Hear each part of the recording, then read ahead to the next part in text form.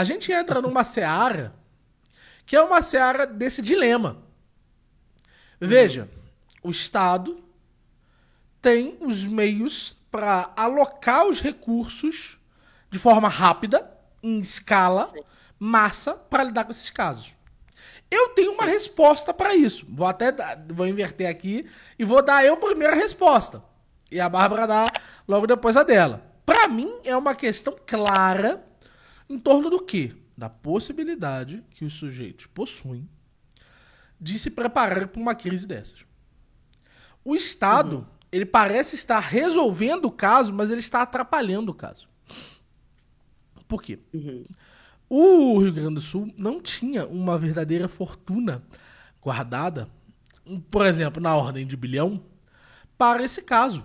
Não é isso que acontece. Ele Uhum. precisou do governo federal. Só que se ele fosse um estado, gente.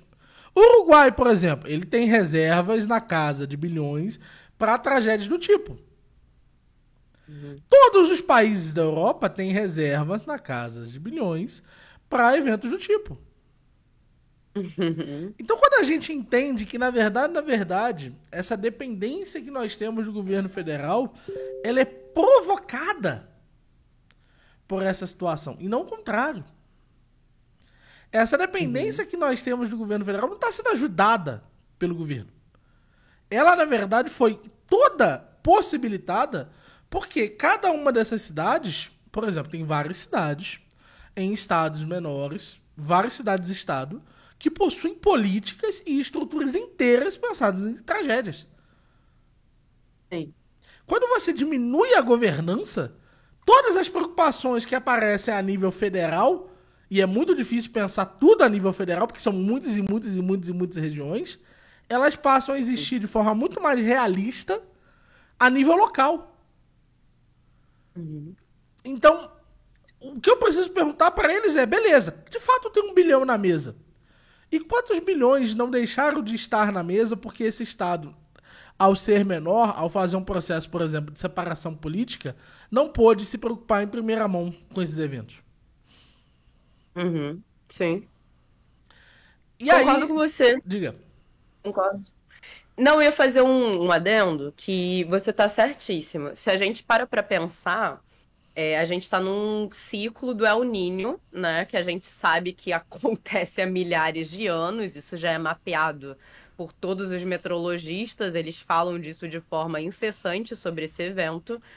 E, inclusive, gente, tem uma matéria muito boa que o Metsu fez sobre isso, sobre o evento do El Niño, porque eles mapearam justamente essa faixa ali no Rio Grande do Sul, entre abril e maio, para demonstrar como eram essas enchentes, essas chuvas, etc e tal.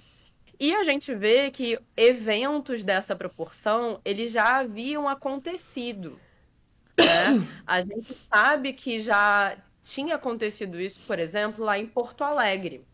Tanto é que Porto Alegre, para dar mais força ainda para o seu argumento, Daniel, Porto Alegre, por conta dessas grandes enchentes que enfrentou no passado, ele criou um sistema anti-enchente. Sim.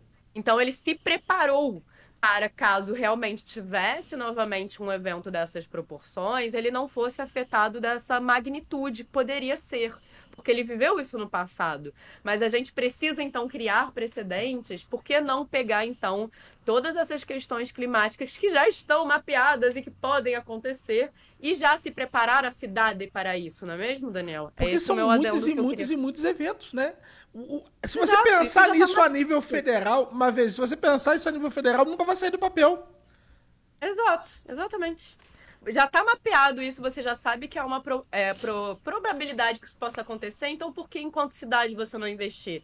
Porto Alegre investiu e viu como ele realmente conseguiu passar melhor por essa crise, não foi tão afetado nessa proporcionalidade, porque ele criou então um sistema anti-enchentes. Por que outras cidades não fizeram isso, já sabendo, olhando no seu passado, que poderia ter uma probabilidade disso acontecer? É justamente isso que você está falando, isso dá mais força ainda para o seu argumento.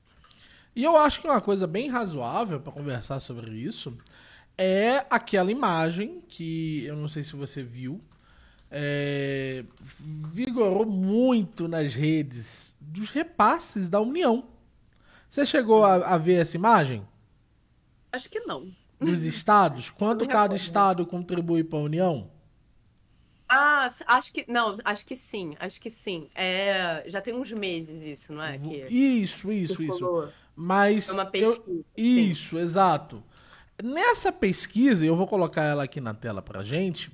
Nessa pesquisa fica evidente que o Rio Grande do Sul ele faz muito mais repasse do que ele recebe.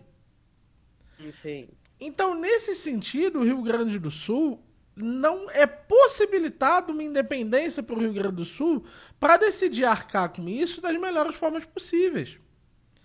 Sem Uhum. isso, não tem como a gente ir para um, para uma certa capilaridade que seria necessária. Uhum. Ele é Sim. uma nação, aliás, o Rio Grande do Sul é um estado superavitário.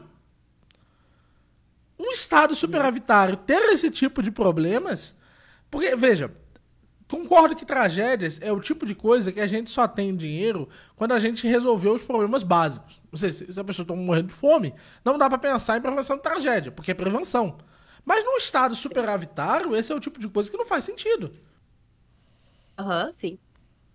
E aí a gente entra muito na questão que a gente estava conversando no outro corte, que vai ficar aqui. As preferências do Rio de Janeiro, por exemplo, são preferências que o próprio Rio de Janeiro consegue pagar. Uhum. É, tá lá As embaixo. preferências é porque tá vindo de cima para baixo. Sim, São sim. Paulo tem o maior saldo, 480, Rio de Janeiro 150, o Rio Grande do Sul 44. Uhum. Esses 44 bilhões são ordens de grandeza acima do 1 bilhão transferido pela União. Uhum. Entenderam? Então a solução aqui é uma secessão política. A solução aqui é deslocar o eixo do poder para mais próximo do cidadão. Uhum. Para que as suas preocupações sejam autênticas. Ah, mas isso vai prejudicar o Maranhão. É verdade. Isso vai prejudicar o Maranhão. Isso vai prejudicar o Pará. É verdade. Isso vai prejudicar o Pará. Mas você já imaginou um jogador compulsório, compulsivo, de cassino, se ele fosse filho de um bilionário? Ele ia jogar cassino do início ao final da vida dele. Ah, é. Com certeza. Entenderam? Pra mim, o Maranhão hoje é o jogador compulsivo. O maranhense hoje não toma as políticas que deveria tomar. Entenderam? É. Então é isso que precisa ficar muito claro. Que por Do mais. Nordeste. E como que você desloca isso? Como que você resolve isso? Dando independência pra esse cara. Dizendo, Maranhão, agora você toma as decisões que são melhores para você. E aí ele passa a ser responsável pelas suas decisões. E por ser responsável pelas suas decisões, ele começa a, de fato, tomar as melhores decisões para ele. Uhum. Ou você acha que é possível curar O o viciado. vício, o vício desse filho do bilionário sem cortar a fonte? Não é. Não é. Infelizmente não é. Entenderam? Então, para mim essa é a questão. É muito claro que para mim essa é a questão. O Rio Grande do Sul, ele foi prejudicado e os dilemas morais que as pessoas estão nos colocando são falsos dilemas morais. Não sei se a Bárbara concorda comigo, mas é assim que eu Uhum. penso. Concordo com você, plenamente, inclusive. É, se a gente para pensar num investimento, por exemplo, privado, público, todo esse debate que está ocorrendo hoje, de como se consegue mobilizar as pessoas em torno. Concordo que consegue mobilizar as pessoas, não sei o nível de mobilização em milhões, né, que foi mobilizado até o momento, se realmente conseguiria concorrer com o Estado, por assim dizer. A gente teria que ver esses números de arrecadação. Mas, realmente, pensando nessa lógica estatal, faz sentido ele pegar esse dinheiro, né, numa lógica estatal que eu tô falando, tá, gente? Já que ele está, né, gerando tanta receita. Você não acha, Daniel? Sim. Não, e eu acredito em termos do que está Pelo menos acontecendo. Pode Pelo falar. menos ao contrário do que a gente vai ter de maior crítica, que seria, vou criticar o lazer, não sei o quê, pelo menos o dinheiro está sendo investido para uma tragédia, né? Para Sim. tentar contornar a tragédia, pelo menos, né? Mas para mim, o mais assustador de quando o Estado tenta intervir nessas situações é que o Estado ele não costuma ser eficiente. Então, quando você doa pro Estado, ele joga dinheiro fora. Ah, com certeza. Você não sabe para onde vai aquele investimento direito. Sim. É por isso que é só ver quantos e quantos e quantos não preferiram doar para associações voluntárias. Sim. Há uma grande, inclusive, mobilização ao redor disso, até de amigos meus que são bem progressistas, galera. Falando para doar para as pessoas de forma mais direta, um pouco, porque vários motivos, tipo, primeiro, quanto tempo iria demorar para o recurso federal chegar, etc e tal, recurso da prefeitura, recurso do governo, que às vezes poderia até realmente, né, o dinheiro vir a ser deslocado para esse eixo de pessoas que estão sofrendo, mas que poderia demorar, que o governo é lento para fazer. Tem outras argumentações fora as financeiras, como essa lentidão, às vezes, de operacionalizar, né, de fato, esses recursos, deles chegarem via governo e prefeitura, para se estar argumentando para utilizar, então, a iniciativa mais privada. Então, eu vejo até pessoas que têm essa tendência a centralizar muito essas tomadas de decisão em torno do governo, também mobilizando a iniciativa privada para que os recursos e o dinheiro cheguem de forma mais rápida. Então veja que interessante tudo o que está acontecendo em torno realmente do Rio Grande do Sul, que a gente também vê agora como a iniciativa privada ela realmente pode ser mobilizada quando a gente se pensa que o governo ele não é eficiente, Sim. né? Esse é Não, um ponto e o interessante. interessante é que, em termos da capacidade das pessoas de se ajudarem, seria impraticável o governo lidar com situações sem voluntários. Com certeza, com Impraticável. certeza. Impraticável. Com certeza. Concordo plenamente com você.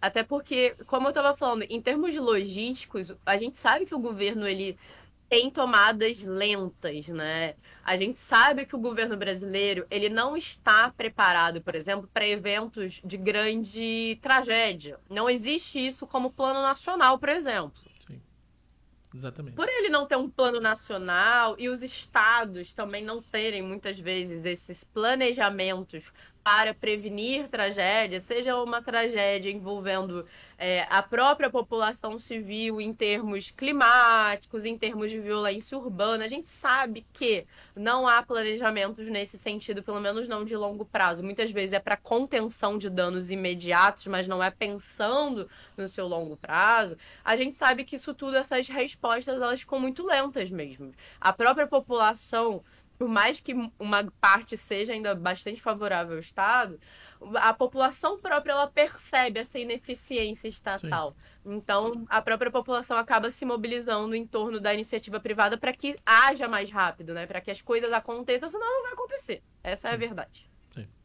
E para mim o mais sério disso é muito simples. É muito, muito simples. Nós não sabemos quanto disso vai ser usado eleitoralmente. Porque isso para mim é mais triste. Todas essas tragédias são muito usadas eleitoralmente. E É aí muito falante.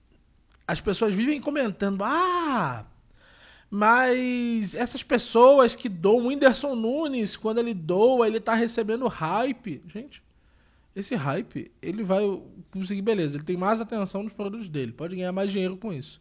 Mas já parou pra Uhum. pensar que durante 4 anos, aquela pessoa que foi eleita por causa dessa tragédia vai continuar a ganhar por causa disso?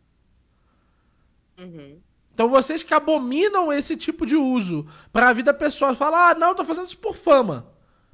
Por que quando os políticos fazem isso, não tem essa reação de: meu Deus, que isso? 4 anos se beneficiando dessa tragédia? É uma coisa assim, é muito complicado, porque a pessoa que tá nesse patamar de ser já um artista com reconhecimento por milhões da população, ele tem mais facilidade de mobilizar uma grande quantia de dinheiro justamente por conta dessa visibilidade que ele Isso. tem, né? Então, é muito complicado a gente também tecer críticas, né? Porque a mobilização em torno desse dinheiro só acontece por conta dessa visibilidade que essa Exatamente. pessoa tem também. Então, é uma coisa um pouco dúbia esse terreno aí que a gente está pisando, você não acha? Sim, concordo, concordo. E é uma coisa que as pessoas não se dão conta. O dinheiro chegando lá, ninguém tá nem aí. O que importa é o Sim, dinheiro exato. chegar. A pessoa Exatamente. prejudicada, eu nunca vi alguém que é o prejudicado dizer, ah, não, você tá Reclamar. ganhando com isso. Isso Exato. é uma coisa É muito. igual é igual quando a gente teve o problema sanitário aqui no Brasil, lá em 2020, com a questão dos respiradores lá em Manaus, né? A gente teve uma grande celebridade doando. Eu duvido que essas pessoas que estavam precisando, elas estavam reclamando de quem estava vindo essa doação, por favor, né, gente?